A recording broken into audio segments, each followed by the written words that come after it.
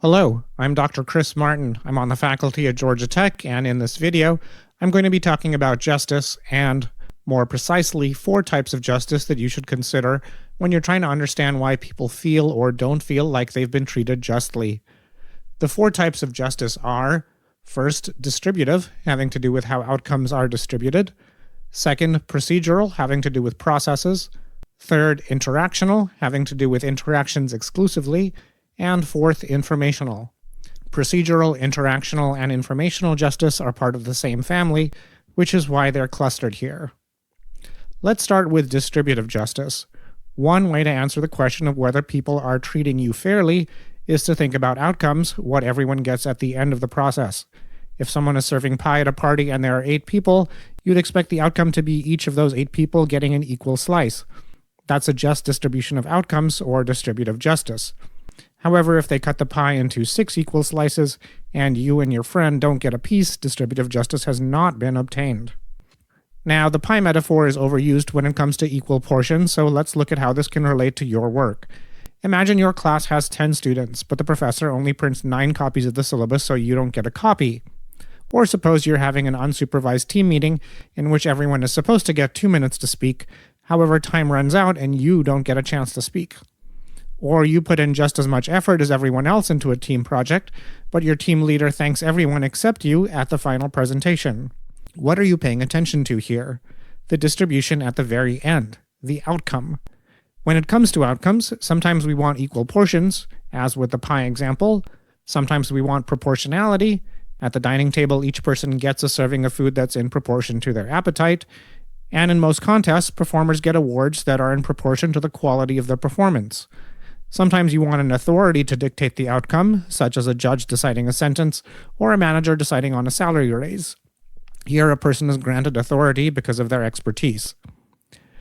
Whether it's equality, proportionality, or authority, there's a legitimate norm or rule that dictates what type of division and distribution is just. Of course, sometimes no division is necessary. Some resources like parks and community swimming pools are large enough to belong to the whole community. However, in most cases, division and distribution are necessary, at the end of which people are left with an outcome. That's the focus of distributive justice. In a team, here are some questions you can use to assess distributive justice. 1. Do outcomes such as peer evaluations, workload assignment, credit, and penalties reflect the effort you have put into your work? 2. Are those outcomes appropriate for the work you have completed? 3. Do those outcomes reflect what you have contributed to the team? 4. Are those outcomes justified given your performance? Now, life isn't all about outcomes. After all, if someone forgot to invite you to their birthday party, but you happened to show up and, just by dumb luck, there was a piece of birthday cake left over for you, that wouldn't be fair. The process that led to that outcome wasn't fair, and this is why we also talk about procedural justice. It turns out procedural justice is often more important to people. If there's a fair procedure, you know you got the outcome you deserved, and you know you had enough standing and dignity that you were not subjected to biased or arbitrary procedures. For instance, if you know the papers in your class are graded fairly, you know you deserve the A or C or F that you got on the paper. And you also know that you have standing and dignity, you were given proper treatment rather than demeaning treatment. But what does it take for a process to be fair? To answer, we have to look first at the core of procedural justice, which is like the trunk of a tree, and then look at 2 branches, interactional justice and informational justice, which I'll get to in parts 3 and 4. Let's start with just the trunk, procedural justice. Procedural justice is obtained when you have voice, consistency, accuracy, correctability, and ethicality. That might sound like a lot of jargon, so let's look at an example. Suppose a professor has to decide how to grade exams and how to deal with cheating. Here are some questions you might ask. 1. Can you express your views about the fairness of the rubric, and will your opinion influence the decision that the professor makes? In other words, do you have a voice at all? And if you do, are you really being listened to? That's voice. 2. Is the new rubric applied consistently to everyone, and is it free of bias? If the rubric is flexible, people might say they're following the rubric, but they might be inconsistent, giving better grades to students they like. 3. Correctability. Are you able to appeal the decisions made by the professor if you're confident that they're unfair? And if the professor doesn't listen, can you talk to someone else like an assistant dean? If you can do that, you have correctability. Correctability doesn't mean you'll always get the correction you want, but it does mean there's an avenue if you think a correction is necessary. 4. Accuracy is every judgment based on accurate information. If you were to be judged for cheating on a test, you would want the professor to get an accurate picture of what happened. You'd want the professor to talk to all the witnesses rather than just some, and you'd want the professor to discard inaccurate evidence.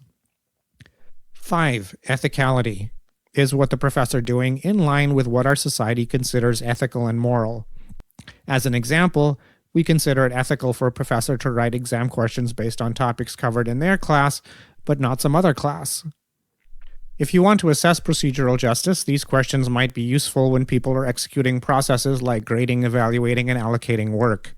1. Are you able to express your views during those procedures? 2. Can you influence the decision arrived at by those procedures?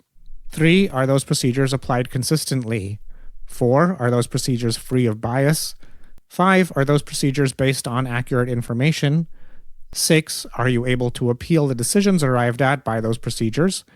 And 7. Do those procedures uphold ethical and moral standards? Now, I mentioned that there are 2 branches that extend from this trunk of procedural justice. The first is interactional justice, which is about respect and propriety.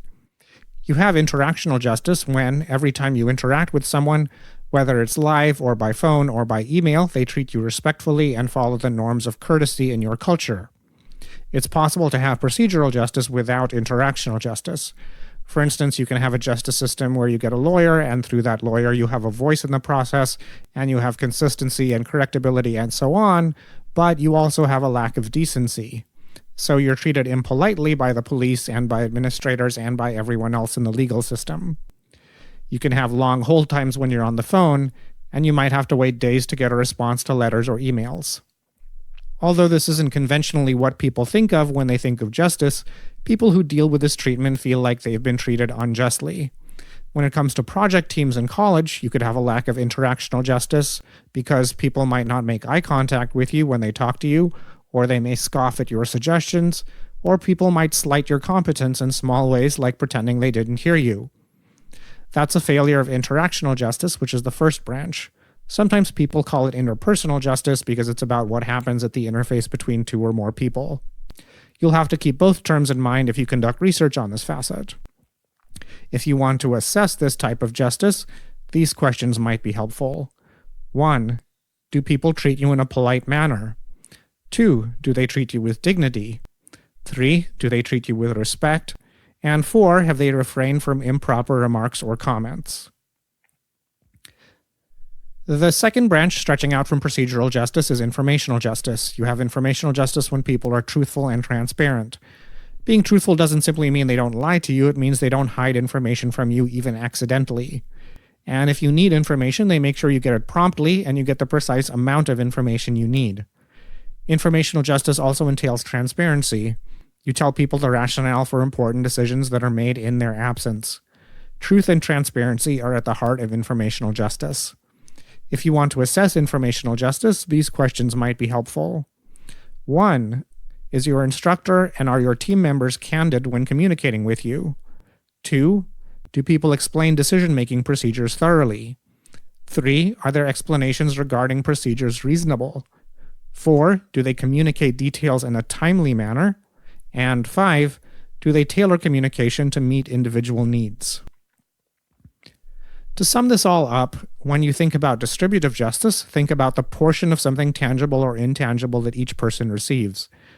When you think of procedural justice, think about democracy and ethical principles.